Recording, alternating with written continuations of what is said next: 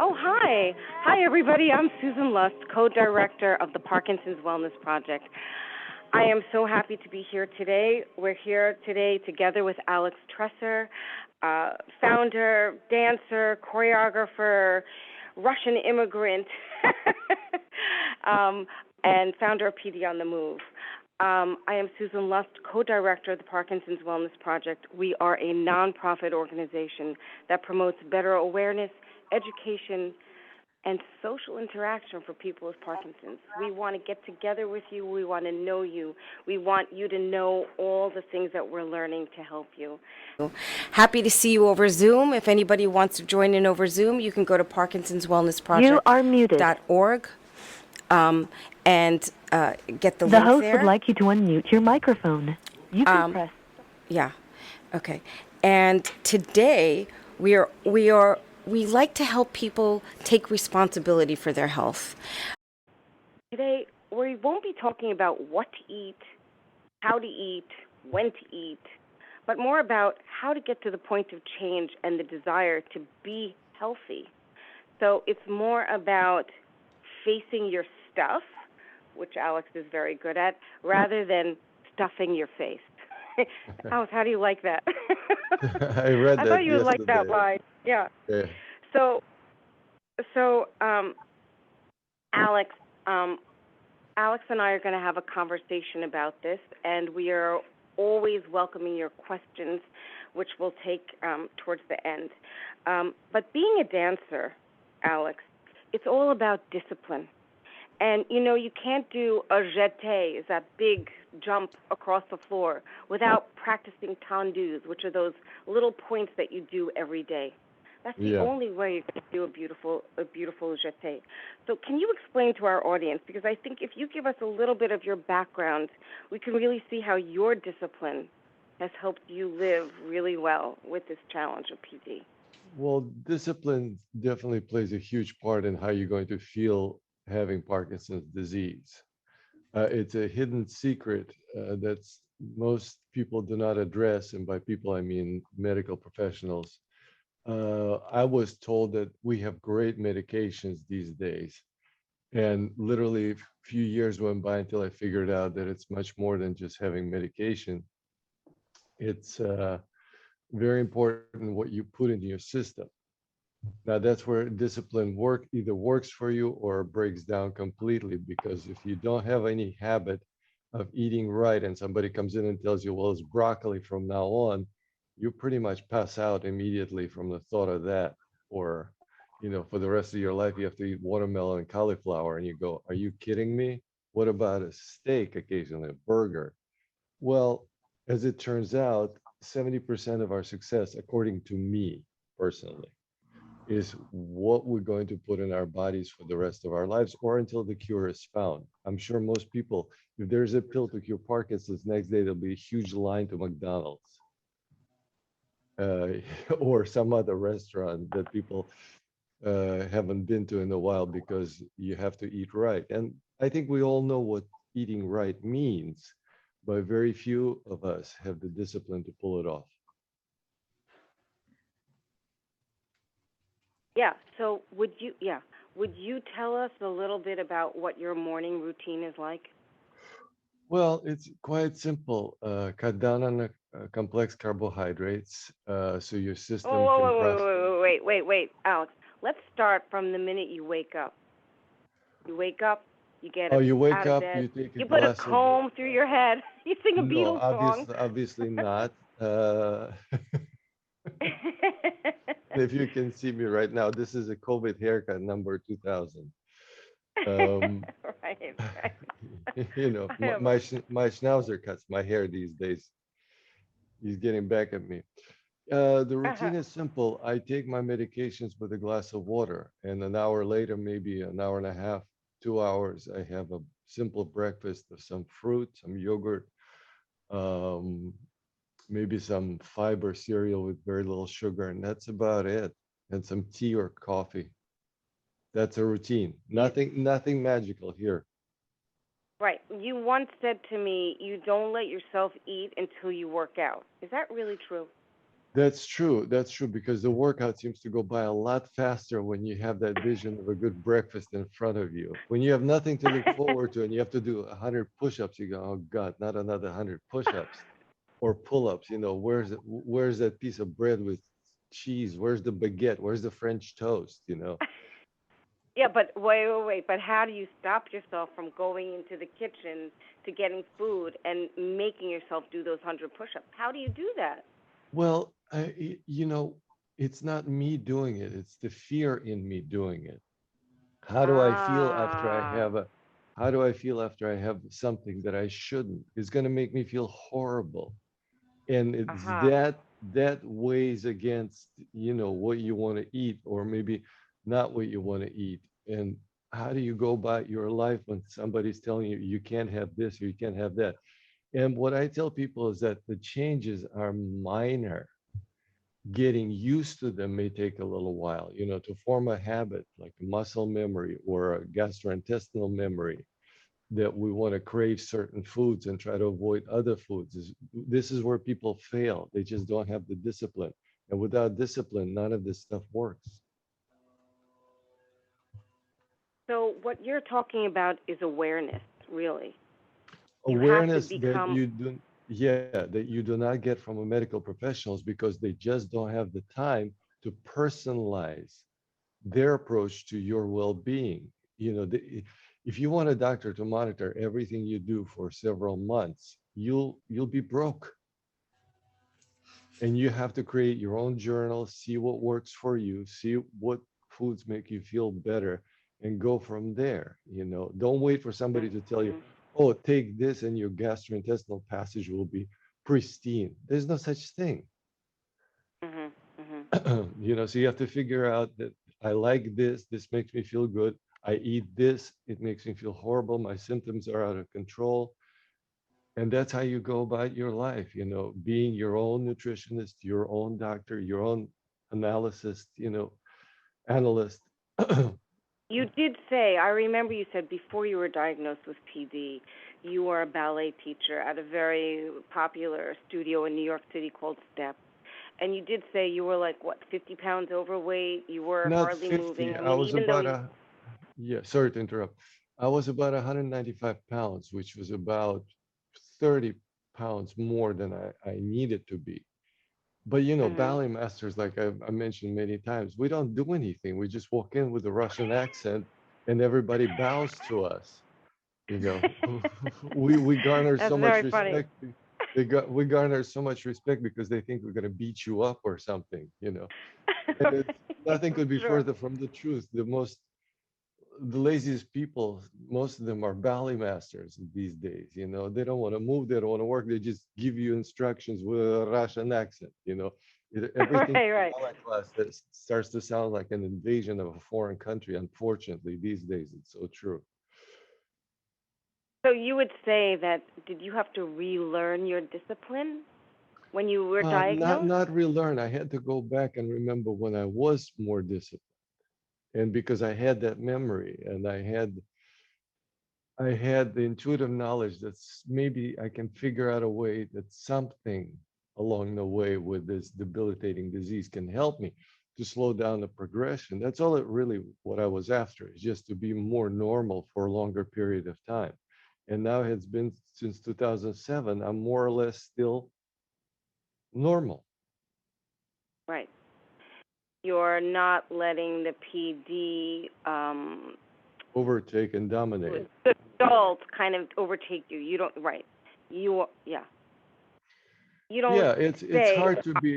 hard to be on stage of a Broadway show one year and then be basically unable to make it to the theater the next. It's that fear of Yeah. unknown, fear of. We all see what Parkinson's does to people. You watch an interview with Michael J. Fox, or what happened towards the end to Muhammad Ali. And if that doesn't scare you to be more disciplined, nothing will. Sorry, people, but Right. I can't help you. Right. Right. But okay, so you're talking about fear being the catalyst that makes you disciplined. But that's not going to work for everybody. It has to. What else? What you think fear is? maybe that's the Russian way. Well, it's not a Russian way. It's the honest way. You know, if you're Uh-huh. not afraid of the diagnosis, then you're not listening. If you want to Uh-huh. see the end Uh-huh. result of Parkinson's for people who do not know how to take care of themselves, the end result Right. is a Right. still a mana expressionless person with no life. Right. And it doesn't have to be Right. that way. You just have to Right. arrest it Right. in time. And again, I keep repeating this every time we do some of these shows or talks. It's about your discipline. So I'd love to hear if anybody out there has any questions or thoughts about what Alex is talking about, because, when you're down, that's the time to be more disciplined in a way. When you're really down and when you have those fears, um, that's the time to stick to that discipline. Well, Uh, the um, best the best workouts I ever do, physical workouts like lifting weights or doing pull-ups or push-ups, is when I'm absolutely tired. I cannot do anything. I'm exhausted. That's the time to do your best workout. So you train your body not to listen to the fatigue factor in your brain, but to physical activity that's necessary to propel you to a better state. yeah. So that does go along with that idea. When you're down, you just know that you will be up. And Yeah. that's an idea with Parkinson's. A lot of people feel they see themselves down and really low. But I have seen so much change in people for the better, and that's what gives us so much hope. And I feel I want to share that with everybody because yeah, okay. So we have a caller, and I also have a question. So let me take that caller. Hi there. Hello? Yeah, hi. Right. I'm listening to fear, and I understand what he's saying. I think a big other word is determination. Aha. I have to be determined that this is what it is, and I'm going to be determined to, understand it. Right. And not let it consume you. That's very true. I think that idea is about desire, determination and desire and your will. Exactly. To do. Thank you. Exactly. That was welcome. Thank you. I was thinking about that word. So thank you Right. so much. Where do you live? Where do you live? I'm in West Nyack. Oh, terrific. And have you heard our show before? No, this is the first time I've been listening, and I was very interested, and just so I'd put my 5 cents in. It used to be 2 cents, now it's 5 cents. Thank you so much. Thank you. Very interesting. I'll be continue listening. Wonderful. Thank you. Wonderful. Okay, so somebody wants to know, Alex, what is your exercise routine? My exercise routine is maybe 15, 20 minutes. I also teach classes, several times a day. So I have to save myself for the classes, but I still work out every day pretty much. If I take a Saturday or Sunday off, it's rare, but I usually swim or do some soccer activities, because I used to play soccer in school. So the routine is very simple. The simplest routine I can tell you is take one exercise for each song that you like to listen to. Like push-ups, sit-ups, push-ups, sit-ups, and maybe squats. 3 basic, greatest exercises ever invented for human beings. And you put on three of your favorite songs, and you do the exercise as long as the song is playing. Then you move on to the next exercise, and they're all working different parts of your body, so you can actually get used to this pretty fast. But the end result is that 3 or 4 minutes of doing squats is not that easy, but the results are amazing because your legs get stronger, your cardiovascular system is working better, you're breathing, you're active. And that's really the simplest routine. 3 or 4 songs and you're home free. That takes maybe That's 15 terrific. minutes. Maybe 15 and you minutes. know what? Also picking your favorite music. It's great to have music and to move to the rhythm also. Rhythm in Parkinson's is really important because our rhythm is off. So we want to get that music to get us back on the rhythm. And these 3 exercises are perfect. And you create your own soundtrack for your life. You're listening to something that you used to listen to as a kid, as a teenager, growing up. pull out the old records and start listening to music again. All of a sudden, you're transformed with very few simple steps. And again, unfortunately, the medical professionals are not going to devise that kind of a plan for you. They just don't have the time, or You know, they don't address it from the standpoint of we just want to have a life. yeah, yeah. Yeah, they don't have the time. Actually, we sent out referral pads to doctors to have them refer their patients to us. Alex teaches 4 classes a week for us at Parkinson's Wellness Project. It's all over Zoom. Alex is not based in New York, so we do have a studio here, and we do have Rocksteady boxing classes in our studio in Pomona. They're also hybrid, which means they're via Zoom as well. And then we have Alex teaches all of our Zoom classes, and his technique is, you can check out some of his videos at pdonthemove.com. But we are so happy to have him as our teacher. Let's see, do we have any other questions that are out there on the chat? Otherwise, I have some that somebody sent me. How do I keep from getting discouraged at those times when my discipline dissolves? Again, building a muscle memory or memory for any kind of a habit is very difficult. We get used to certain things as kids, and we literally carry it throughout our life. I mean, is that complicated to form new habits and muscle memory? Well, with persistence, it doesn't take a day or one workout. Ooh, I feel great. I can take a week off. No, you can't.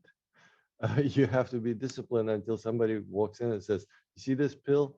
This is a cure. You take this, you're going to be fine. That hasn't happened yet. Michael J. Fox's people projected that we'll have a cure 10 years ago. That was over 20 years ago. And we're no closer probably now than we were then. I hate to be a bearer of bad news, but I've asked neurologists point blank, when do you think we're going to have something? And they looked at me without taking a breath or thinking. They said, not in our lifetime. I was terrified. How depressing is that? That's depressing. Why would they even say that? But let's assume that it's honest. Then we're up against the elements that we either control ourselves or we're not. And I use fear not to scare anyone, but to ignite or excite someone that if you do things right, or if you really want to help yourself, you have to be disciplined and determined. Of course, you have to be determined. What's the thinking that goes on in your mind? Are you aware of the thoughts that say, oh, I have to exercise right now, I really don't want to? Or like, oh, I'm exercising now and I'm so excited because I'm going to feel better. What's the thinking in your mind? I'm excited because I can still do it. I'm stronger now than when I was when I got diagnosed. Much stronger now. Wow. Much more determined. Wow. Much more disciplined. I'm afraid if say that again. I want you to say that again because I want people to really hear what you just said. Determined. You're stronger. I'm stronger. I'm more determined. I'm more disciplined. And what's amazing is that I now have a different fear. What if they do find cure for Parkinson's? Am I going to be lazy again, gain some weight, become a ballet master with a Russian accent, and nothing to show for it otherwise? No. That is so funny. Yeah. Well, you have Very to trick funny. your brain. You literally have to trick your system into feeling better. Nobody's going to do it for you. It's true. Your mind plays tricks on you. You have to play the tricks, the opposite, Well, say, the brain is a very flawed organ, Yeah. It's beyond our comprehension. Right. It is beyond. It is completely beyond our comprehension. Sometimes it works. I have another question. I want to live well with Parkinson's, but I don't want it to take over my whole life. How do I use discipline to keep control of PD? I have news for that person. Yeah. Parkinson's is in control of your life. It is, or it is? Oh, completely. And then it's your job to make sure that it isn't. Right. Right. You have the power. You have the power. If you do things right, you are in control. If you just let the disease progress without any kind of alteration, you're not going to like your life very much. I've never met anyone who's not disciplined, who's, well, it's okay. They're miserable. Right. Well, you have a very positive outlook. You do. I think you've seen the It's improvement. part of the training. It's part of the Mhm. process. There's no fooling around anyone. You Yeah. you are what you eat. You are what you do. And those are the things that are going to save your life and make your life much better. The quality of life will not be deteriorated to the point where you just don't want to get out of bed in the morning. Right. I can't believe we're running out of time, but before we go, I want you to, do you remember that story that you told me about the root vegetables? Do you remember? Yeah, You need to I tell us was that driving. story. I was in Carolina and I was driving to work and my hands were just dropping. I could barely hold the steering wheel. It was about a 30-minute ride. But I thought, okay, I have to pull over and stop because my medications are obviously having a very profound side effect on me and I cannot drive. So I started thinking, what did I do that morning? Why am I feeling so horrible? First, I looked at the medications and I saw that one of them may have this side effect where you just like exhausted and powerless. So I stopped taking that medication gradually. And what did I eat? Okay, maybe I shouldn't have that cereal. So I decided to have root vegetables instead, making just a quick little salad in the morning of root vegetables. And all of a sudden, my symptoms even. I mean, they almost went away, and I thought this can't be. So I kept searching, and that was the day when I started paying attention to what I eat. And Ah, it was 10 years ah. after I got diagnosed. So it took 10 That was years for me to figure this out. right. So we can tell you, so you don't have to take those 10 years about Alex's experience. And actually, he has some great recipes on his website. I've made many of them, which are really fantastic. And I think beets are a big a big blessing for everybody. Really, eat your beets every day, raw Well, or there's cooked. so many great things that nature provided for us. The miracle of life is every time we put something on the plate and we go, this was nature producing this for me without any intervention from mankind. This was around much longer than we have been. We just have to figure out what works and what doesn't. Yeah. Well, I just want to thank you, Alex. You are an inspiration to all of us. Really, we love hearing your thinking process And and I'm very being grateful to be a inspired. part of I'm very grateful to be a part of this organization because not many people go out of their way to create a platform where we can teach people, we can learn together, and we can live much better. So many thanks to you. Thank you very much. I want to tell you that on August 14th, Alex is going to be here in Rockland County. We have moved our event that we were doing at Boulder Stadium that was supposed to be on in May because of the tornado watch. We had to cancel it, and we rescheduled it for Sunday, August 14th at the Crown Plaza Hotel in Rockland. And Alex will be one of our speakers on the panel, along with Dr. Shahed from Mount Sinai, Dr. Sarva from Cornell Wild, Dr. Rossi from Hackensack. We have amazing speakers. And before we have the roundtable discussion there, we're going to have a wellness expo where we have our physical therapist, Jennifer Reed, who will be doing assessments. We have Phil Schneider doing a voice consultation. We have a Feldenkrais practitioner. All of the pharmaceutical companies will be there to explain a lot of the medications, and the hospital systems will all be there to speak to everybody the hour before. So that's from 3:30 to 6. So I hope to see you all on August 14th. Also, remember, we do have our own PWP workout program. Every day we give classes over Zoom, and you can join us. So check out our website, it's Parkinson'sWellnessProject.org. Or call us, 845-300-4511. I'm Susan Luster. Thank you so much, Alex TRESSOR. It was great talking to you and great seeing everybody on Zoom. And thank you for the calls, and we hope to see you. Our next radio show will be July 26th, and we will be having Kelly Morrow, who is trained dietitian, nutritionist, working with Dr. Lori Mishley out of Seattle, and she'll be working with us. Thank you so much. Thank you. Bye, everybody. Bye, Susan. Good job. Good job, Alex. Thank you. Just believe another day. Thanks, Alex.